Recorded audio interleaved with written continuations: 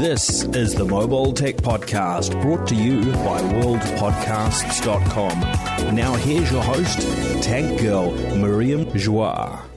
Hi, and welcome to the Mobile Tech Podcast.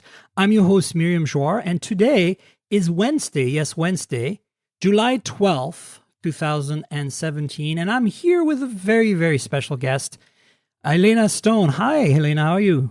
Oh, thanks for having me and for calling me special. You are special, not just because you are the editor-in-chief of chipchick.com and that we work together and I write phone reviews for you, but, I always feel that you have a really fresh take on everything. I'm always like nerdy and techie and not to the point of like benchmarks matter to me very much, but more to the, I'm looking at all these little things and you're always like, hey, I really want to feel happy using this device and all that. And I find that you're always have a really cool take on things. I appreciate that. But I think that I kind of am like a lot of other women where, I can't make a general statement, but I think a lot of women are more into how a phone or how a mobile device can help them in their life. What's the practicality? They're not stuck into the benchmarks. They don't really care what processor is inside. They don't care about the RAM. They care about what's it do for them. And I think that's probably kind of what you're referring to about my opinion on things. I like that you have a fresh take. I'm just been doing this for so long and I have certain areas that I'm really interested in, like audio photography, that it's really hard for me when I write a review to kind of like do it differently than like the formula that I have.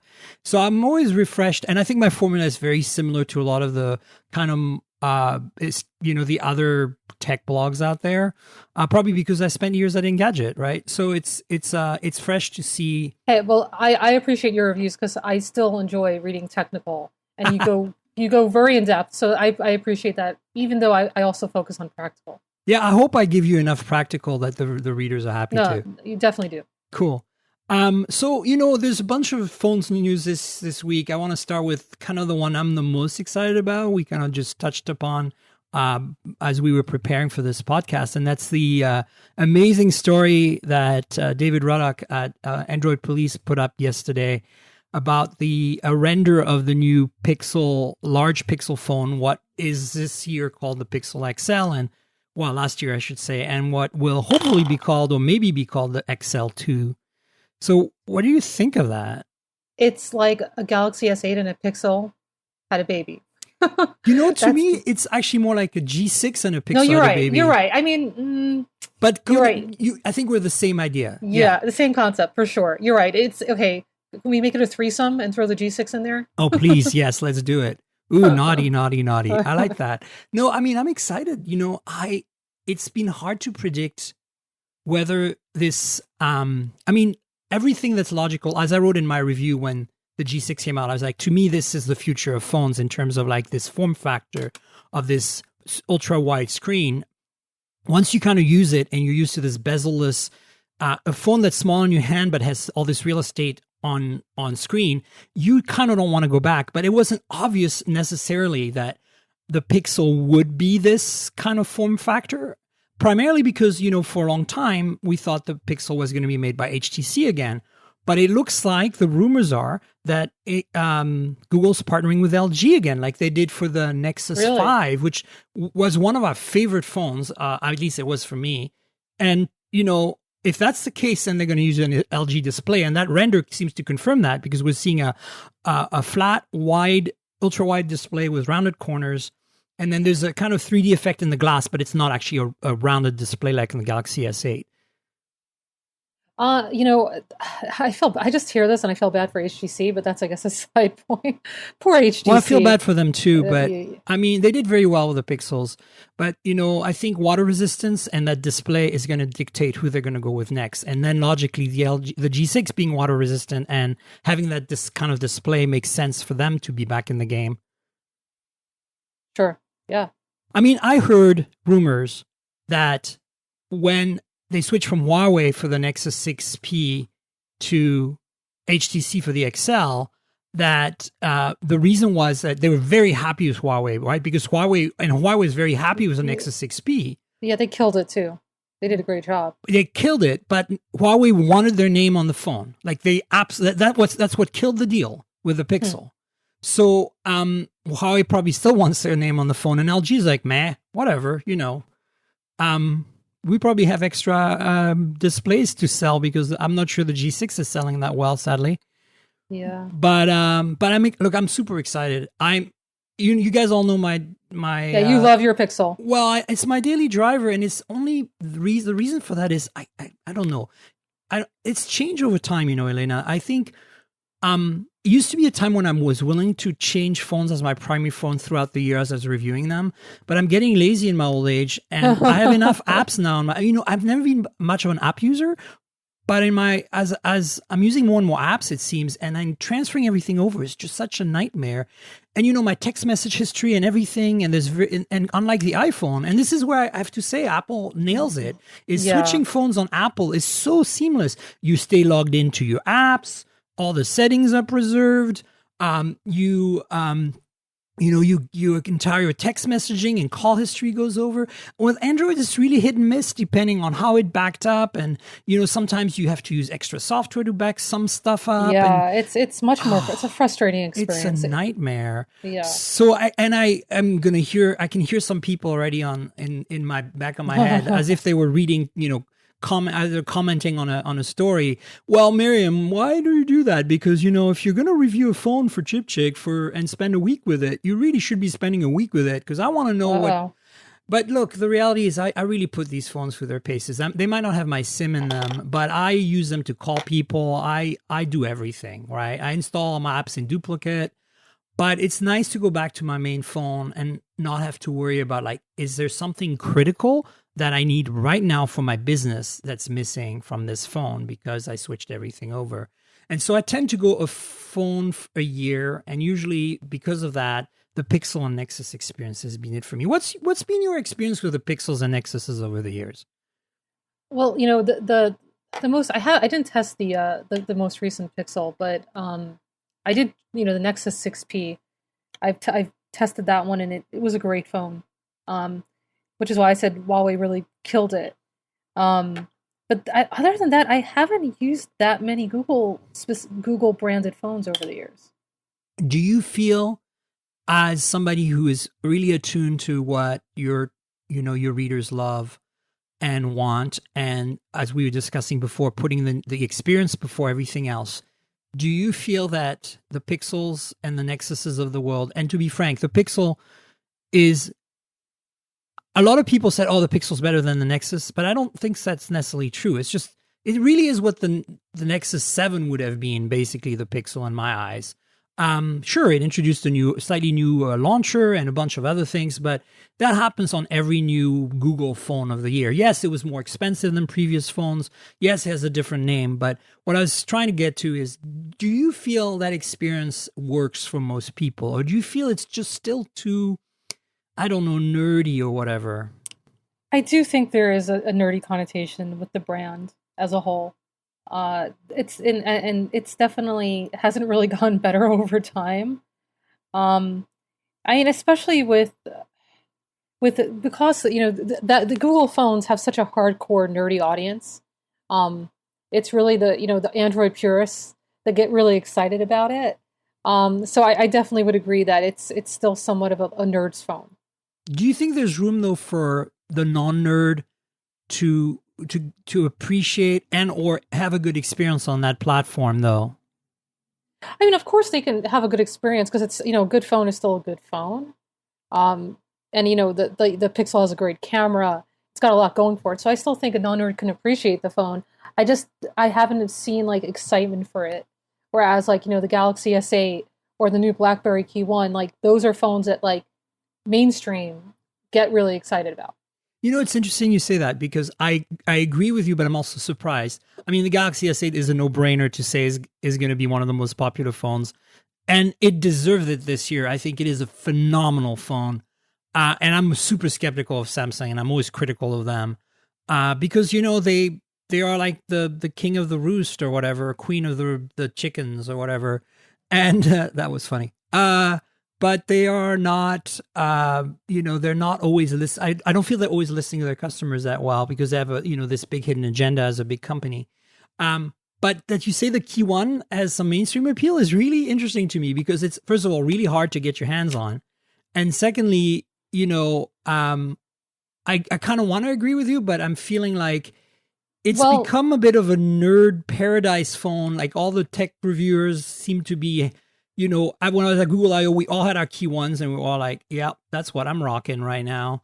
And not just because they had just come out. So like people like Joshua Vergara are genuinely using that as their daily driver, Well, I see the nerd appeal. I see why nerds are excited about it. But I've been speaking to a lot of women and not nerdy type women, and when they hear BlackBerry is back, they're excited. Oh, that's cool. Despite the fact that the brand has just dived in the past couple of years, people still love BlackBerry. I find that a lot of professional women, they're really excited when they hear, what, BlackBerry's back? Is it a good phone?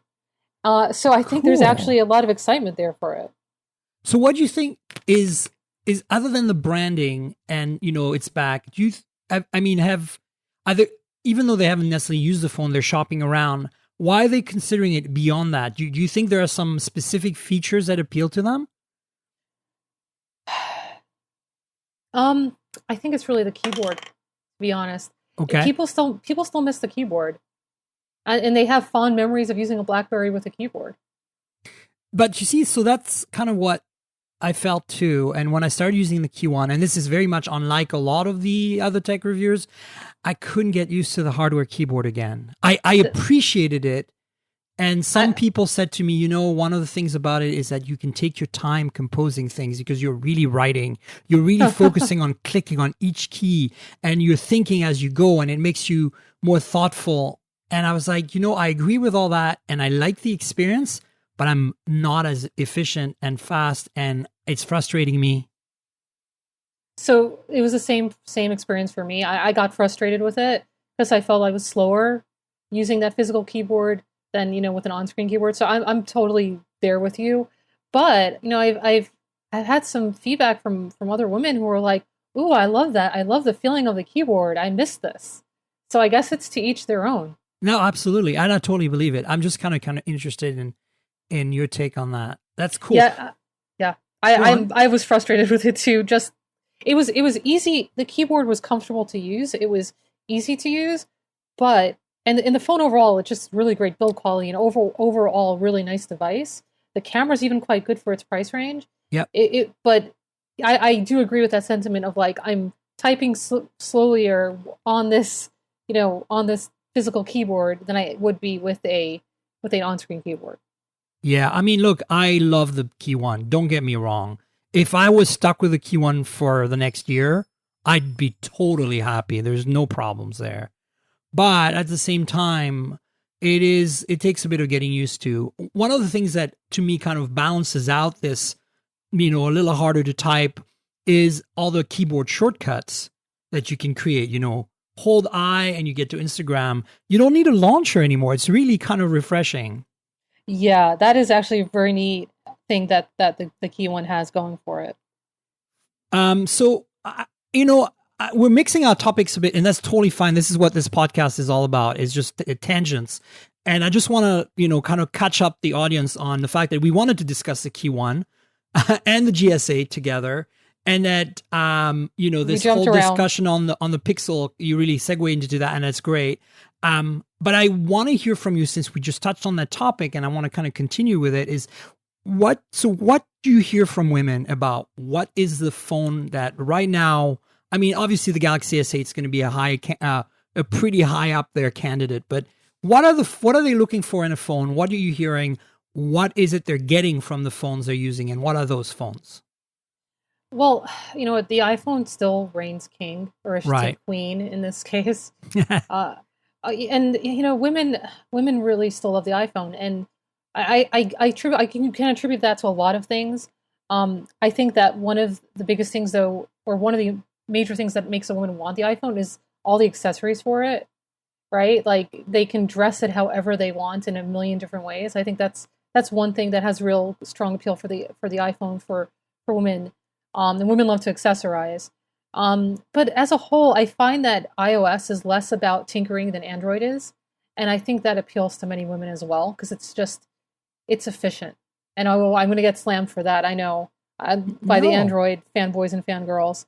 But at least in my opinion, and many women that I've spoken to, iOS is it's more, it's less steps involved for day-to-day processes. And that's, Android is more jumping around, more clicking. It's more of tinkering involved. And I agree. And it's funny because I'm normally not a big tinkerer. And you're going to say, oh my God, how can you say that, Miriam? Well, I'll tell you why. Because I made the switch to Mac. Well, first of all, let's rewind. I've been around for a while with computers. And when I could never afford a Mac back in the day, and I kind of coveted it and I used them and I liked it. But I have to say they weren't quite as flexible to me and exciting to me as PCs back in the 90s. But with the 2000s, I've also been a long-time Unix and Linux user professionally.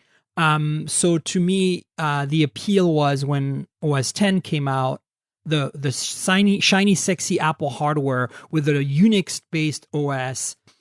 With some of those nice things that I liked about the older version of Mac OS really kind of pulled me in. And I made the switch from PC primary Windows to primary OS X or Mac OS today.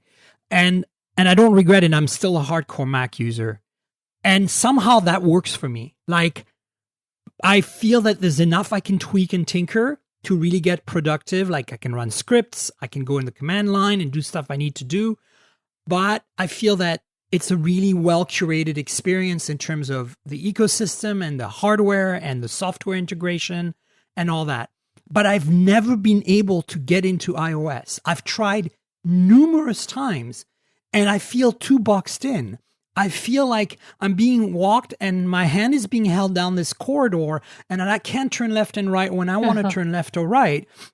But at the same time, this going forward and being handheld is not a bad experience. Like, I'm happy being guided down this corridor, but I feel like I'm missing something. And although everything is shiny and beautiful and pink and there's glitter and unicorns, I'm like, wait, like I want to turn left now. Like, I know it's dark and evil over there, but I want to go peek.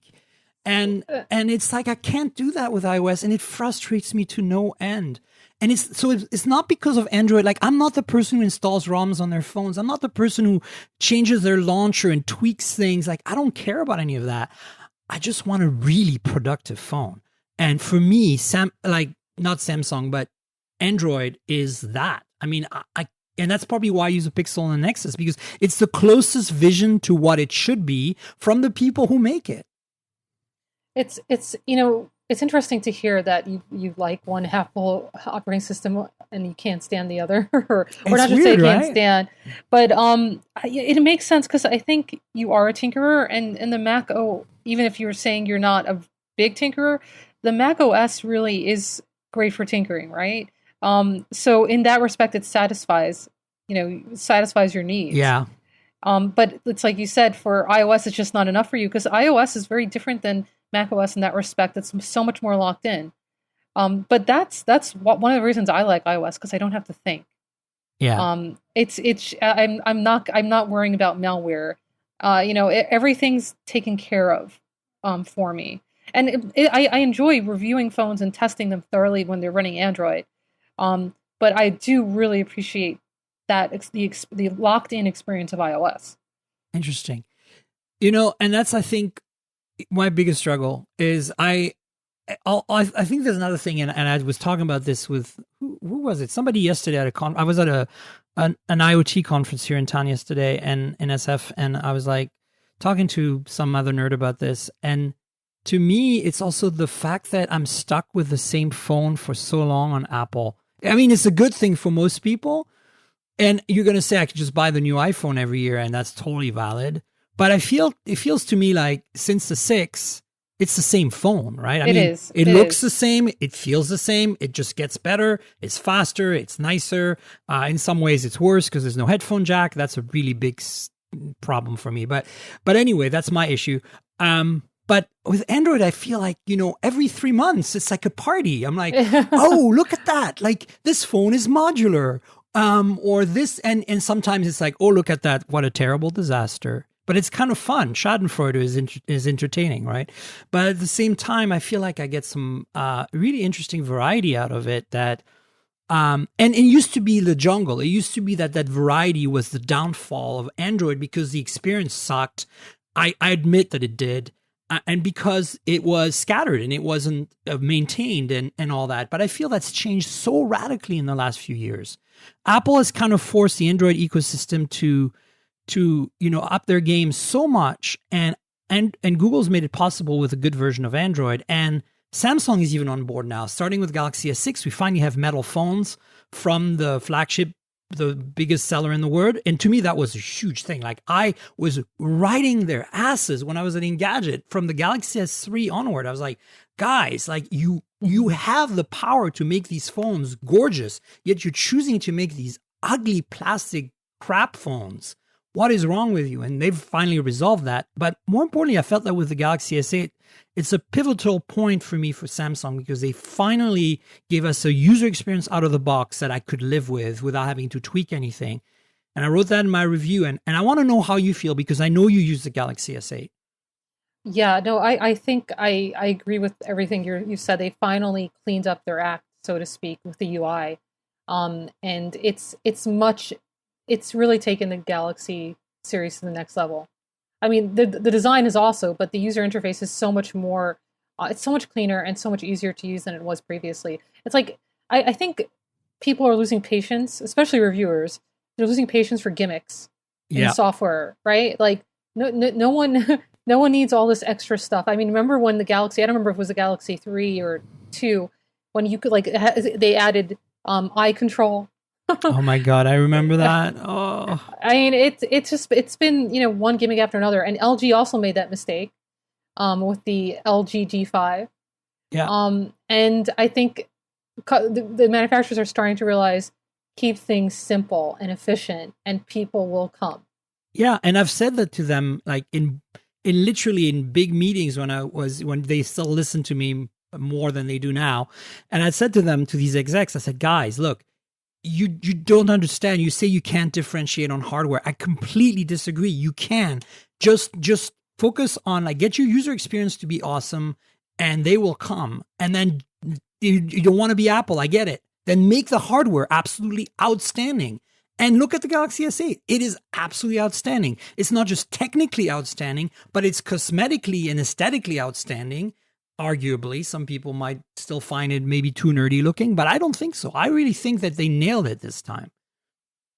Yeah, definitely. The only problem with the Galaxy S8 is how easy it is to break it. Yes, that's actually common of a lot of these phones. I mean, the G6 is glass front and back too.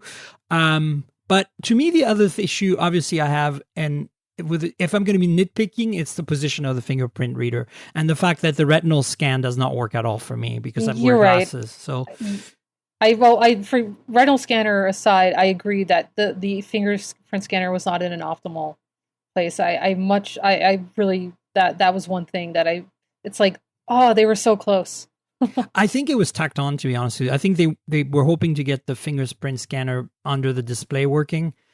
Which we're rumored to hear might happen with the iPhone, the special Millennial Edition iPhone, and rumored to maybe even happen on the on Galaxy Note 8. I really want, and there was a Qualcomm announcement recently of a sensor that does that. It's using ultrasound, and to me, I don't think the Qualcomm sensor is going to be ready for another year for production, but that's the future. I really think that having a fingerprint reader kind of concealed in an area that you kind of maybe have a little, if it's in the back, there's maybe like a little recess so you know where it is, but it's integrated seamlessly in the phone. I think that's the thing right now. They're all separate, right? Like, they're all little plastic squares in the middle of a sea of glass, right? So I think that's probably what they were going for, but they couldn't pull it off. Hmm. Let's speak about that, actually. What do you think of these rumors of the iPhone? The Millennium Edition, the $1,000 plus rumor? Well, yeah, look, actually, I don't think that's a bad, it's a bad thing for some people price-wise, obviously, but I don't think that rumor is crazy. I think it's correct. Yeah, I don't think it's crazy either. I mean, if you get an iPhone nowadays unlocked with, the maximum storage available, it costs $1,000, right? So, I mean, an iPhone 7 Plus, I'm pretty sure, can cost over $1,000, depending on capacity. So it probably is true. My only hope is that they have options and that they have a more affordable option as well. Yeah, I think it'll be very interesting. I'm rarely in agreement with Gruber at Daring Fireball. I don't know if you guys know John Gruber. He's a bit of an interesting character, and more importantly, he's like me, a bit of a curmudgeon and a bit old school. But he's a huge Mac fanboy, and I don't mean that in a negative way. I think he's a very interesting guy and a very smart guy. But he wrote a really good article in his blog about why he thinks these rumors are true. And I agree with everything he writes. It's a supply and demand, parts availability issue. It's clear to me that Apple's going to make 3 phones: the S Plus, the 7S, 7S Plus, and then this flagship. Some people call it the iPhone Pro, iPhone Edition, iPhone, just iPhone 8 maybe. I don't think it's going to be 8. iPhone Pro maybe. Yeah. Pro or Edition. And it's going to be very limited supply simply because it's going to have an edge-to-edge ultra widescreen display that's OLED, made by Samsung probably. And they can price it whatever they want because they're Apple. I think it's going to be interesting though to see how the public's going to react to that, because I think, it might be like the Halo phone, right? Like in the car world, Audi, for example, is a good example of a company who makes a bunch of cars that are, they're all kind of considered luxury cars, but some of them are pretty affordable, like the the A3 series of cars, in the sense that, they cost a little more than the average. And then, they go all the way to like these R8, which is like their crazy 2-seater sport car monster, and nobody can really afford the R8. Most people, it's just like they can look up to it and say, oh, one day I want to afford this. And I think that, maybe that's where kind of Apple is going. And I think they're doing it primarily because they can't get the parts. I mean, remember, like Apple's production numbers are so high that getting the parts, as I said, is like, for them, it's millions of parts. It's really hard to get that many parts when production is constrained, right? And that's why I think we're going to see 2 more affordable iPhones that continue the formula that we're used to, and that's the majority of people's iPhone.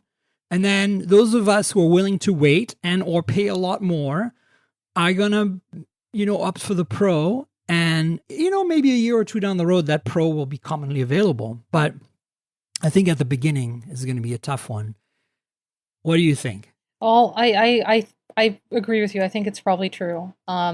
And Apple's probably going to get ripped a new one when they do it.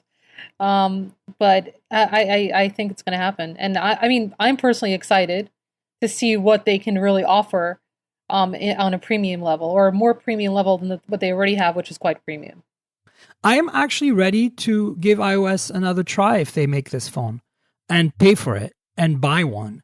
And the reason for that is because I do believe that they make really wonderful hardware. It's just that lately I don't feel that their hardware has been competitive.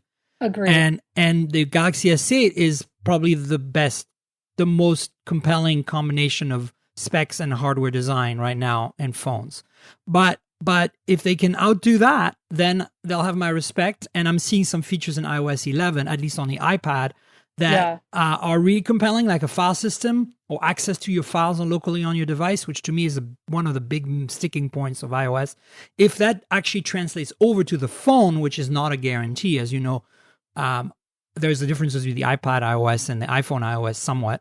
And some of the multitasking I'm seeing, like the multi-window stuff that is very similar to Windows 8 did on iOS 11, I might actually give it another try.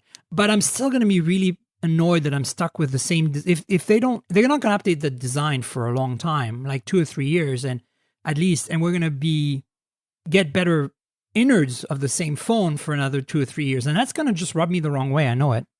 Well, if I was Apple, and maybe I'm not sure if the rumors have this, I would throw a pen onto that iPhone Pro. and that would wipe the floor for Samsung. Yeah, because it would kill the need for the Note, right? Yeah. I think they should put it as a.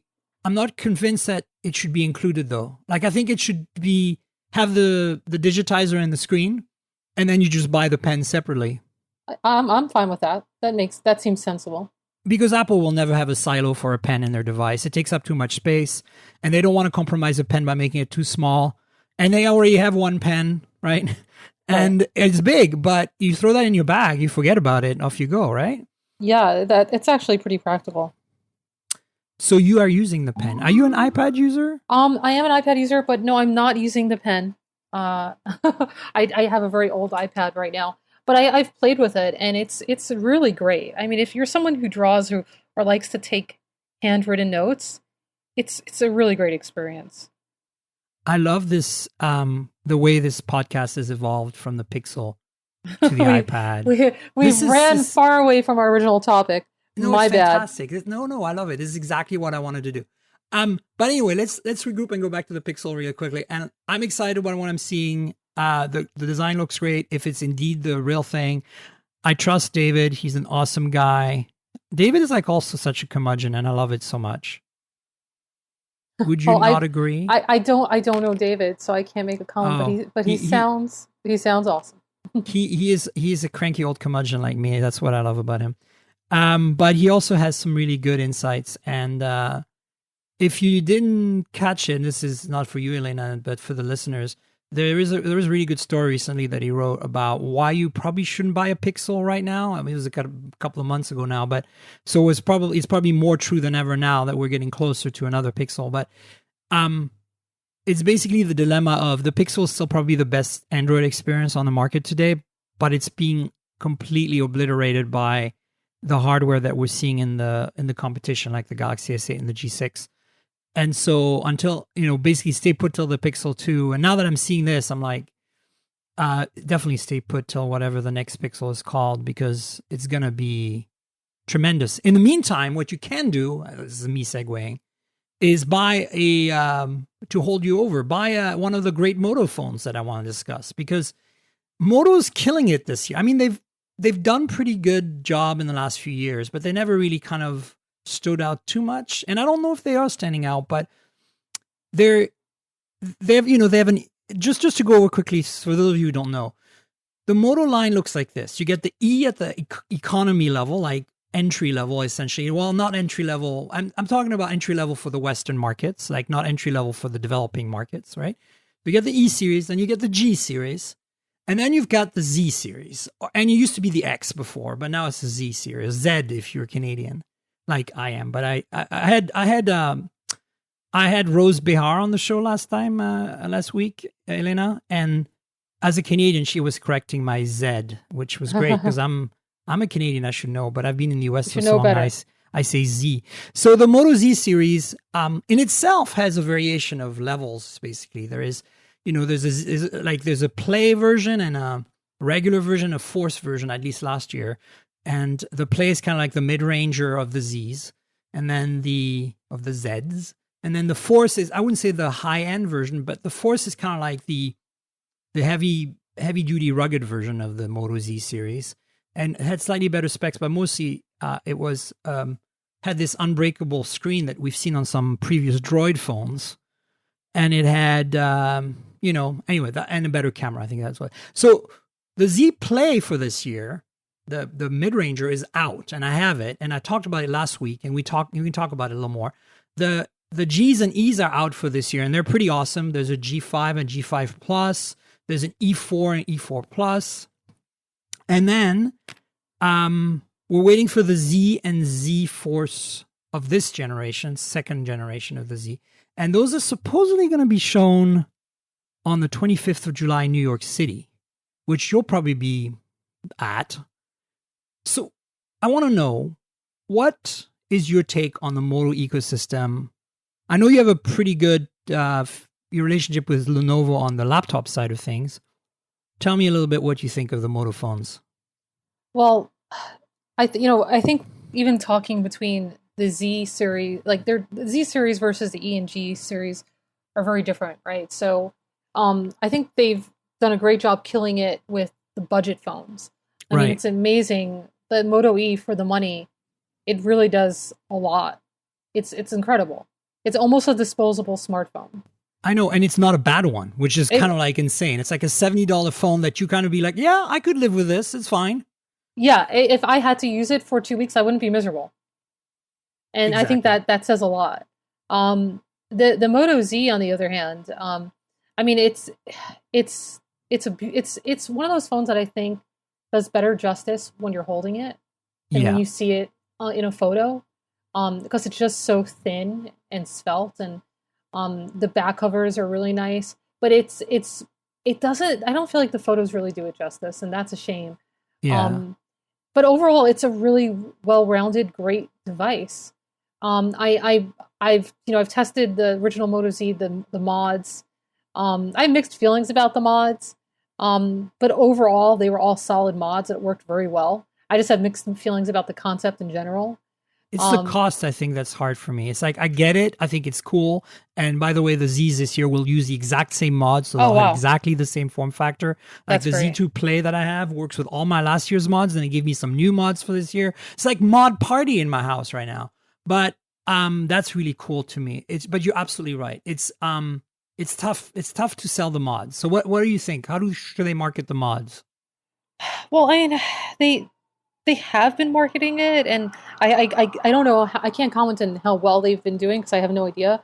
But I guess the fact that they kept the next generation phone to fit those mods, that feels reassuring. But I mean, I don't know what else they can do to market it other than what they've been doing. They've had clever commercials and clever ads. It's like you said, the cost. It's like, okay, like for example, their Hasselblad camera mod. Yeah. For me, I just want a really good camera in the phone. I don't want to spend $300 to buy an additional thing to attach to the phone. Yeah, and it wasn't that great for those people who would be into photography anyway.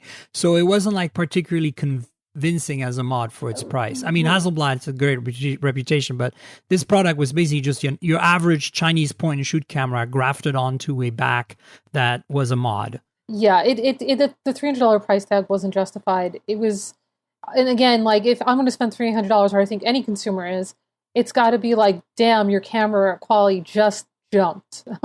It's got to be significant to justify that cost, even for a professional photographer. Exactly. And I do feel that with the speaker mod, it's phenomenal. The JBL, this year's new JBL speaker, is even better than last year's sound-wise. But the question I always have in the back of my head every time I use it is like, I can only use this with the Z phones.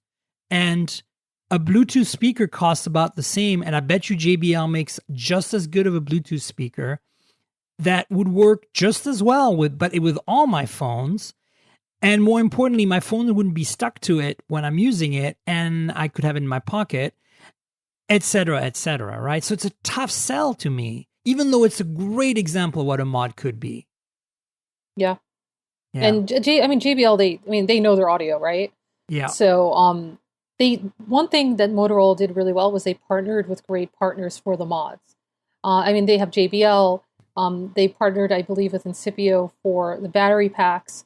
So they really chose carefully to not just, they're using quality companies for those accessories. Exactly. So I think I'm torn on the mods. I think it's a great idea. I'm glad they're sticking with it. They're trying. I think we haven't seen the killer mod yet, is basically what it is. Obviously, the battery packs are pretty much a killer mod, and they're getting bigger. This year's battery pack that they sent us is called the Turbo Power Pack or whatever, and it charges as fast, like it uses the Turbo Power charging for charging the pack, and when it supplies power to the phone, it uses turbocharging as well to charge the phone. So it's basically super fast charge on both the pack, the phone, and pack to phone, right? And that to me is a nice improvement. And the capacity of the current batteries, last year's batteries are like 2,000 or so milliamp hours on those external packs, but this one is 3,000. And you put that on a Moto Z, and you instantly like have almost like 5-day battery life on any Moto Z. Yeah, It's crazy. that's great. Wow, Yeah. that's I mean, know. that's unheard of pretty much on any other device as far Yeah. as I know. I mean, if you think about it, the Z2 Play, the new Z mid-ranger that I got that just came out a month ago, it's 3,000. It's a bit less than last year's. But if you add that pack, you now have 6,000 milliamp hours. I mean, it's like Yeah. laptop size. Pretty battery. much, yeah. That's a big battery pack. Yeah, it's pretty awesome. And it only adds like 4 millimeters to the phone, doubles the thickness of the phone, basically. It's a very thin phone. It's 6 millimeters, I think. So overall, you get a centimeter thick phone that will last you 4 days or 5 days easily. Not bad at all, right? Yeah, that's amazing. Yeah, so those are things that I think the Moto Mods do well. But you're right, the camera, the projector is a bit of a gimmick, even though it's cool. I don't have it though, so I can't really speak to it. And then I haven't tested the projector either. And then what do I have? I have the JBL, so I have both the old one, the new one. Yeah, the mod stuff, I think it's cool. I'm hearing lots of good things about the Moto Zs this year. Is they're trying to make. Last year, the main Z was super thin, and then the other two Zs were a little thicker and had bigger batteries. And this year, I think they're trying to thin them out. The Z Play second edition is a little thinner and loses a bit of battery life, but the chipset's more efficient. So you almost in the same territory, but you get a slimmer phone this year and a better camera and a bunch of other things. There's rumors that the Z Force will be significantly thinner this year. Last year it was pretty thick because it had a big battery and that very shadowproof display. I think the shadowproof display is going to stay, but what we're looking at is renders have kind of appeared, and the rumor and the renders seem to confirm that is dual camera system in the back, which would probably be Moto's first dual camera system that I'm aware of. There probably is some Lenovo phone with dual camera, but I'm not sold here. And then there is headphone jack supposed to come back. Last year's Z and Z Force did not have headphone jack, but last year's Z Play did. I'm glad that they're bringing it back. Me too, but I think they learned their lesson. You know, like clearly, I think I hate to say this because I'm a bit of a Samsung hater, but I shouldn't say that actually because after reviewing the Galaxy S8, I love the Samsung Galaxy S8. But the fact that Samsung did not drop the headphone jack, it really, was a major step to me in kind of actually. If you are a smaller manufacturer and you're considering to drop the headphone jack after Samsung hasn't this year, if they had this year, then you'd be like, okay, I'm justified to do that now. I can get away with it.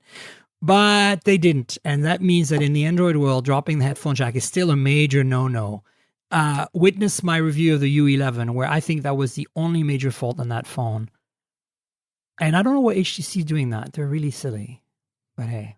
The HTC has, I don't know, I think they're suffering from a bit of an identity crisis.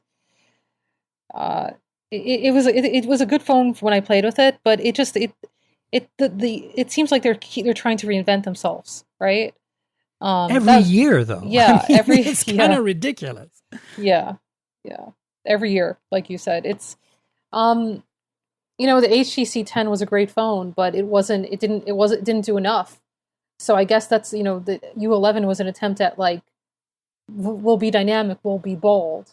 But I don't think it's really gotten much anywhere for them, unfortunately. And it won't. And it's like the G6, to me, the G6 is an unsung hero of a phone. And there's no way it's going to become popular. Like Samsung's going to eat their lunch, as they always do, because those two big Korean companies are duking it out, right? At least in their own market. I feel the same way about you as the U11. I'll be honest with you, I think the U11 is an absolutely phenomenal phone. If we didn't have the Galaxy S8 and the Pixel and the G6 and the iPhone, that phone would be absolute baller. It's probably the best camera phone on the market today, to be honest with you. But it doesn't have a headphone jack, and the squeeze thing is a gimmick, and it's super shiny and a fingerprint magnet, but it's also super sexy. So it's like, you're right. Like, where is that identity? Where is it going? What is really the thing that's holding it together? Well made, yeah. Good specs, yeah. Good user experience, definitely. But, it still kind of seems to be in the background somewhere. And that's, I think, the thing about HTC. I don't think they can come back from the background shadows. Yeah. I it is interesting to me that like, companies like this are still hanging on.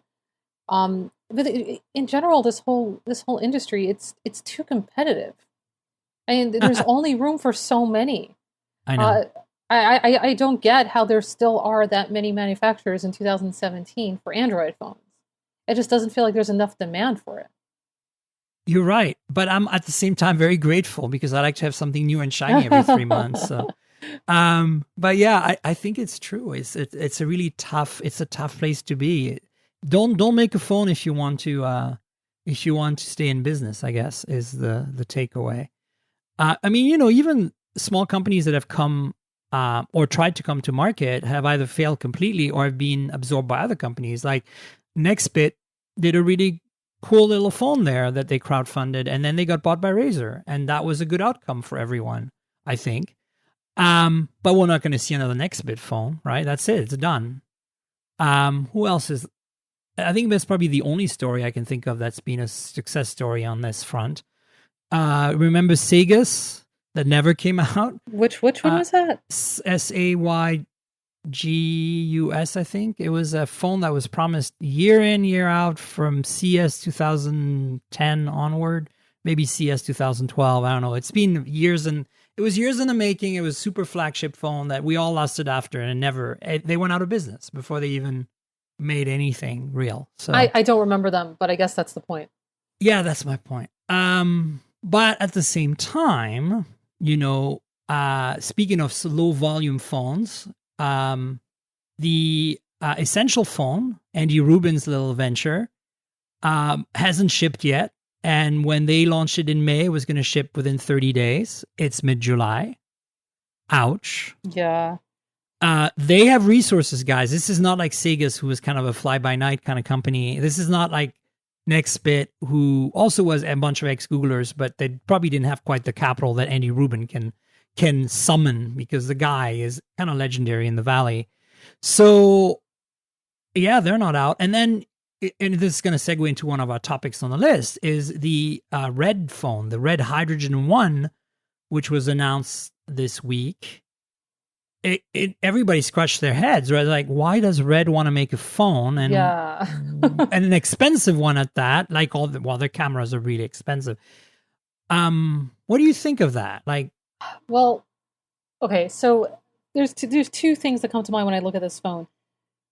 The hologram and the fact that it can make holograms, I'm like, gimmick. For sure. So that's like the first red flag. But if their optics are really, really great, then good for them for making that phone. Then maybe it's something that professional photographers and videographers are going to want to use. But if they're just throwing their brand name on another phone, just another Android phone, kind of like how Leica, has their optics, and Hasselblad and all these different guys are just throwing their name on phone cameras, then that sucks, and they shouldn't have bothered. I feel the same way. I like the way you said, that sucks. Damn them. Yeah, pretty much. I mean, look, I think there's a little more to the story, and that's the fact that Red, and I want to fill in the listeners, in case you don't know who Red is. Red makes cinema cameras for film and video they came out of nowhere, a bunch of Hollywood, backed by a bunch of Hollywood money, and they came out with the Foveon sensor, which is a camera sensor, essentially, that kind of just redefined what could be done at a certain price point, especially with low light and super high resolution like 8K, 9K, 10K. And they came out of nowhere and are probably the number one supplier of cameras now to really high-end digital movie studios and to, even like Marquez Brownlee is using that for recording YouTube videos. So, I mean, you have to have a lot of money because they're expensive cameras, but in the scheme of cinema cameras, they're not that expensive. So there's that. And then the other thing is everything's modular. Everything they make is modular. So you kind of have the sensor basically in a box, and then you can add to it like processing units and battery packs and viewfinders and displays and grips and lenses and not just lenses. You start with a lens mount that lets you use lenses from other cameras, and you have a choice of which other lens ecosystem you want to go with. Do you want to go with Canon? Do you want to go with Nikon? Do you want to go with Sony? It's insanely modular. And so, I think there's a story on The Verge you need to read, because there's a whole bunch of patents that come along with this Red phone announcement that are interesting, because it puts that phone as kind of like the core device in a camera, which to me is weird, because I don't, unlike you, Helena, I don't think the phone itself has a great camera. I think the phone probably has a competitive camera for a phone. But I think the phone is meant to be the brain of a camera system with probably the sensor that's a separate unit. That's like a cinema quality sensor, like an expensive sensor that's like 10 megapixels or something. And then you build a camera on it. But then your phone is buried in this camera, right? So I don't get it. Yeah. Unless they have a way to quick snap the phone on and off. Anyway, it's weird. The only thing I can think of, it gives them LTE connectivity, obviously. Okay. There's that. I mean, remember Samsung had a camera that had LTE connectivity. Yeah, the Galaxy camera. Yeah. It was pretty awesome, actually. Yeah, it was a great camera. So I think maybe that's what they're going for. Maybe they're like saying, now you can have a device that's both the viewfinder, like the display, the processing unit, and the LTE connectivity, which they don't offer right now for Red cameras, that you can bury into a Red camera modular system. And then maybe has a quick release, and you can remove when you're done shooting, you put it in your pocket, and it's your phone. There might be a market of like 5 people in the world for that, but hey, if you're charging, what is it? I think $1,200 for the regular model, $1,500 for one made out of titanium. The other one's aluminum. That's okay. I mean, you have to understand, Red cameras, put together a Red camera without the lenses, and you're in the $10,000 to $20,000 range, right? So these are not unheard of prices for a very niche market. My big question is, and I think everybody's big question is like, what's the play here? And more importantly, is it going to be worth it? Like, is it something that we want to care about in the long run or not? Right? It'll be interesting to see. Well, and I'm jumping a little bit off topic, but they're not the only company that kind of did an unexpected announcement this week. Also, Louis Vuitton with their Android Wear watch. Oh yeah, that's right. Good. Thanks for bringing that up. Yeah, I was just kind of like, really? Wasn't expecting that one. So it's interesting seeing these brands trying to like jump in on mobile devices.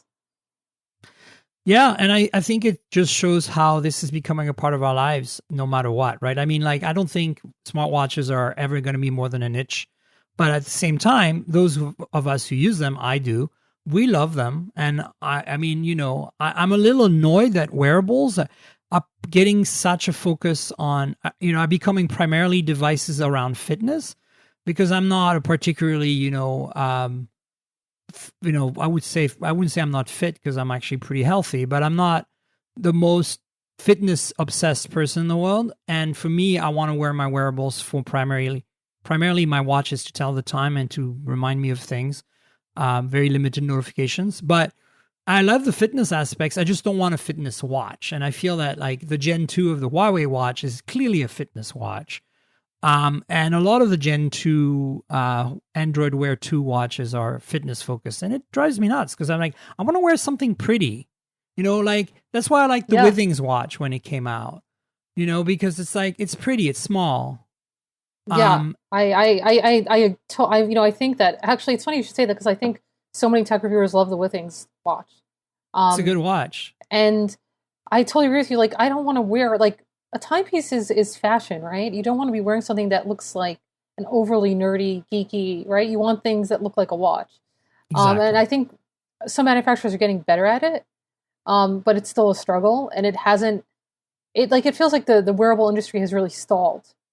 It has. Yeah, and that's what I'm saying. It's like, part of the reason I joined Pebble and worked with them for a while is that I felt that they had that vision of making like the swatch of the smartwatch world, right? Like you're just gonna make a watch and it's a watch, and it happens to be a smartwatch, and that was kind of like the whole thing. And that's gone now. Nobody's trying to do that. Nobody. I don't understand why.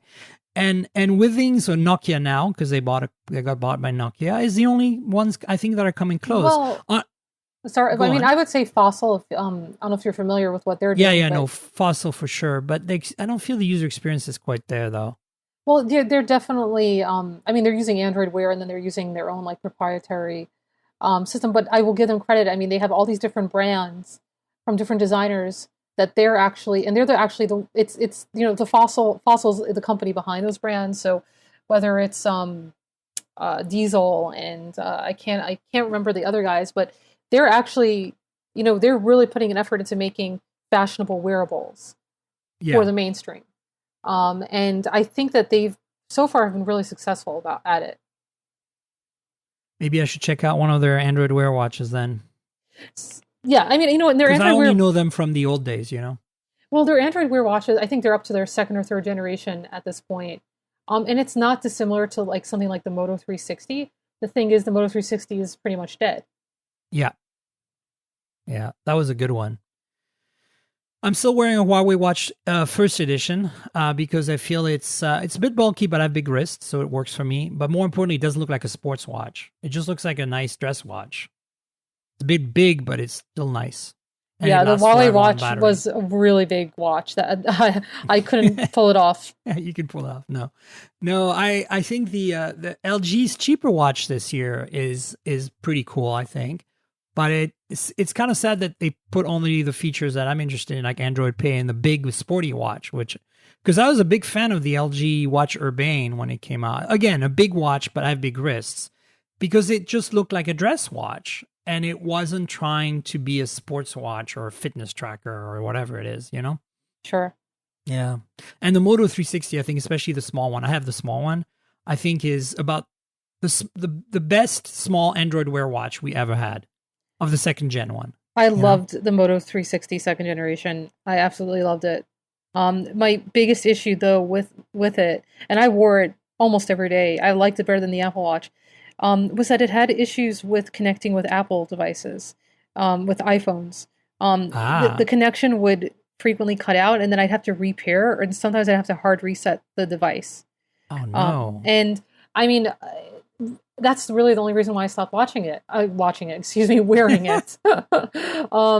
But yeah, I loved that watch, and it was interesting because I was wearing the Moto 360 like a year after it came out, and other tech bloggers would see me and be like, "What watch is that? It's really nice."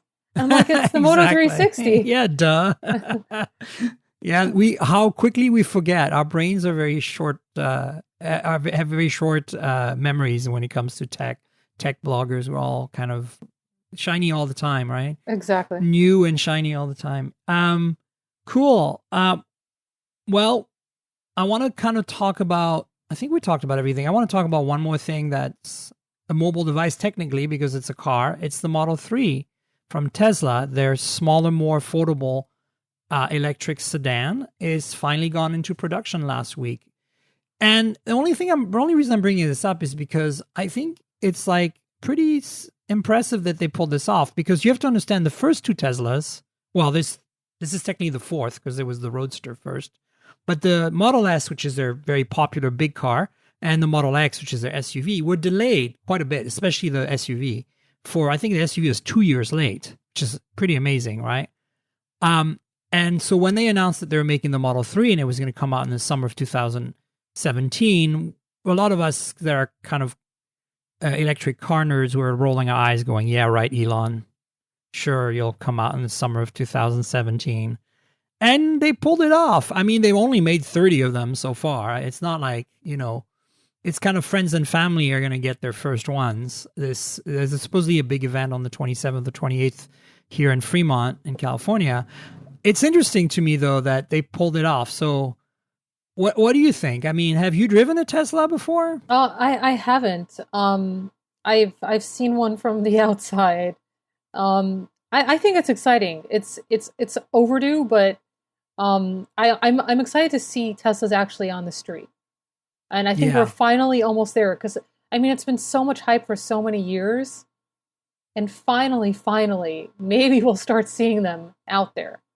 Yeah, I think it's going to take a while for them to ramp up production to a place where they can be competitive and sell a lot of cars every month. But it's the beginning, and let's see how it goes. And I mean, right now there is a Chevy Bolt. If you want to buy an electric car, which with is a good great range, car. I have driven in the Chevy Bolt, and they've really done a good job with that. I agree. But the Chevy Volt is more of a like millennial urban environment. It's a different type of vehicle. The Tesla seems more of I don't want to say adult, but grown it seems mature. Yeah, grown up. Yeah. Vehicle. I think I agree 100%. I've driven the Chevy Bolt, and I've driven the Tesla, not the SUV, but I've driven the Model S many times. I was actually the first tech journalist to drive one. Yeah, that was the first tech journalist to drive one. Because before they gave not the first journalist, because automotive journalists got to it before me, but back in the day of the Model S launch, which was the 2012, they invited, of all the tech blogs, they only invited Engadget to the event, and I was really excited to be able to be there and drive it, and I was blown away. That was like the first time that I was like, I want an electric car real bad. And I'm a car enthusiast. Like I drive a Porsche, so like I like cars. I'm crazy, but I'm definitely not like the mainstream customer. At the same time, I can't afford, like my Porsche is old and not very expensive, but I can't really afford buying a Model S. So the Model 3 is what I'm interested in. And I actually put a deposit. And so I'm looking forward to it. So that's super exciting. I want to be disclosure here. I put a deposit in, but it doesn't mean that, so I wish them well. I drove the Bolt though. And I have to say that I was really impressed that Chevy, not an electric car company, obviously a company with a lot of experience with hybrids, the Volt and others, but pulled off a car with, all the it checks all the boxes in my opinion. It's practical, it's well made, it drives well, it has a long range, which is the thing that Tesla is well known for, because you can buy a Nissan Leaf and an e-Golf that have good that are great cars, but they don't have good range. And the Leaf, in my opinion, doesn't drive very well. It's more like an appliance. It's like more like driving a Prius. It gets you from point A to B comfortably and safely, but there's no passion there, right? The Golf has a little more passion because it's based on the Golf, and the Golf is a fun car to drive. But the Tesla has always been like, oh my God, driving this car feels so good. And I'm hoping this translates down to the Model 3. And the Bolt has felt pretty good for me. It didn't feel too much like an appliance car, despite the fact that unfortunately it kind of looks like one, right? Like it's very much that kind of like small urban car vibe, like like a little Prius C, or like it's kind of like a small hatchback kind of form factor. And I think that's the thing that's gonna differentiate, as you said, from the Model 3. Is the Model 3 is looks like more like a more luxurious sedan, sleeker, lower, longer. It doesn't have a hatch, so it's not as practical, but it has Tesla's pedigree. So I think you totally nailed when you said like millennial versus maybe more adult, millennials are supposed to be mature or something. Yeah. For me, I'll be honest. A lot of people asking me like why I pre-ordered one. Well, I'm a nerd and I like cars and all that, but mostly I feel like Tesla has an edge that nobody else has, and even Chevy doesn't have. Chevy could absolutely copy the Model 3 and get into production and do a phenomenal job with it. There's no doubt. They have the resources. But what they don't have, and that's why I went with Tesla, is the network of charging. To me, I can cross the country in a Tesla. There's supercharging. Every 2 hours, you can stop and charge your car in 30 minutes. Anywhere in the US on all the major freeways. Yeah, it's a lot of the infrastructure is already there, which is why it's like it needs to, like, I'll be excited when I start to see those cars in the street. Me too. I mean, it just I like road trips. I don't want to be stuck just around the city all the time. And so, sure, I'm not going to do a lot of road trips with my Tesla. Sorry to cut you off, but one of the first Chevy Volt, I tested it here in New York City, and it was a nightmare. And it wasn't the car's fault, but I don't know what the infrastructure is like nowadays. I believe it's gotten better, but basically there were charging ports all over the city in garages. Yeah, and you have to pay to park there. I know. Yes, it was a disaster. Between at the end, parking in New York City in a lot is a fortune. Oh, for sure, it's like SF. I know. And it doesn't charge quickly, right? So not quickly enough. So the whole experience was so discouraging. I really hope things have improved since then.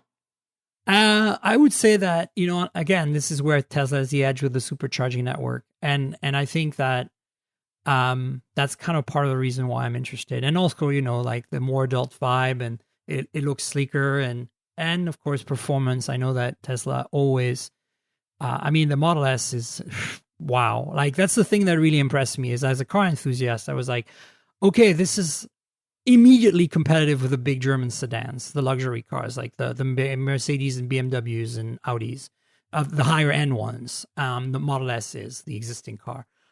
And it's like, no company in history has pulled this off, like made a car and out of nowhere, just completely immediately be able to compete with the establishment. And not only that, but do it electric and do it right. It's like, wow, right? So yeah, I guess I'm a Tesla fangirl. I'm sorry. Oh, that's okay. But yeah, that's the exciting news for me, because, as you know, I keep an eye on car technology a lot, and seeing them actually make one was like, okay, wow, it's real, it's happening. I don't think I'm going to get mine for another 6 months to a year, but that's fine. I can save up for it that way, Exactly. That's basically what I'm doing. So I can run around to my Bay Area meetings in style or something. I don't know. Cool. Instead of burning dinosaurs. Although I do like burning dinosaurs, despite the fact that I know it's not right. But you enjoy it. It's got it. It's got a different vibe, There's something about the smell of oil and gasoline and that noise behind you. Well, in the case of my car, it's behind me. But, it's like, yeah, it's an experience, and rolling your own gears. I'm just old school. I don't know. I like, as much as I love technology, like, people are always like, how can you like all this old car stuff? And I'm like, I don't know. It's a different experience. It's kind of like, I don't know. Like have you vinyls? Yeah, it's like vinyl. Or have you pulled out a laptop from 1990? It's kind of like this. It's kind of horrible. I don't know where I'd find one. But... in a museum or in a dump. I don't know. I have a few old laptops here that are still running Linux okay. Wow. And can browse the web, but it's very cool. Like, it's kind of a part of our heritage, and I guess I'm getting old and nostalgic or something. Oh, don't get me wrong. I love old products.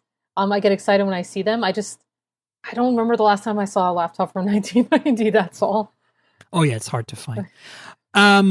Cool. Well, I think we've covered everything, and I really appreciate your insights. I mean, it's always good to have, a different perspective on the show, because I can invite, the other tech bloggers that, that's what I love about writing for ChipShake. And I know that I have a very different audience than I normally would. And as a woman myself, even though I'm very masculine and, kind of like interested by a lot of the things that guys would be interested in, I think, I feel like hopefully I'm helping out and giving them a slightly different perspective, Oh, absolutely. You definitely are. And we appreciate it. We all got to stick together when it comes to women in tech. So absolutely. You're totally right. Speaking of, do you want to plug yourself? Say where people can find your writing and yourself online, your Twitter and all that. Chipchick.com. That's all the plug I need to plug. Oh, really? All right. So you'll find Helena's great stories on chipchick.com, and also my phone reviews, every month or two on chipchick.com. And and you'll find me on Twitter at Tankgrl, TNKGRL, like the comic book character, but drop the vowels. And my YouTube channel, if you want to see some of these Moto phones and Moto mods we just discussed, the Moto Z2 Play and stuff, go to my YouTube channel, youtube.com/Miriam Joire. That's my legal name, MYRIAMJOIRE. Go there. And I did a bunch of unboxings and some reviews. Like, I reviewed the OnePlus 5, for example, on my channel. So check it out, because you'll be able to, in addition to Googling these devices, you'll be able to get something a little more personal And if you like my perspective, you'll get it there. Thanks for being on the show, Helena. It's really a pleasure to have you. Same. Thanks for having me, and enjoy that Tesla when it eventually shows up. Well, I'm sure that I'll. If you're in town and I have it, you'll get a ride. Oh, I'll take you. I will demand that. You can. I would even let you drive it. It's no problem. I think that people need to experience it. It's really, really interesting. I mean, again, I haven't driven 3, so I don't know. We'll see how it goes, but I hope it's at least kind of a 90 or 80% experience of what the S gives you in a smaller, more manageable, and more affordable package, basically, which I think is what they're aiming for. So cool. Well, listen, thanks again. And stay tuned for next week. I have another awesome guest lined up, so we'll see you then. Bye, everyone. This has been the Mobile Tech Podcast with Tank Girl, proudly presented by worldpodcasts.com. You can visit us online at mobiletechpodcast.com.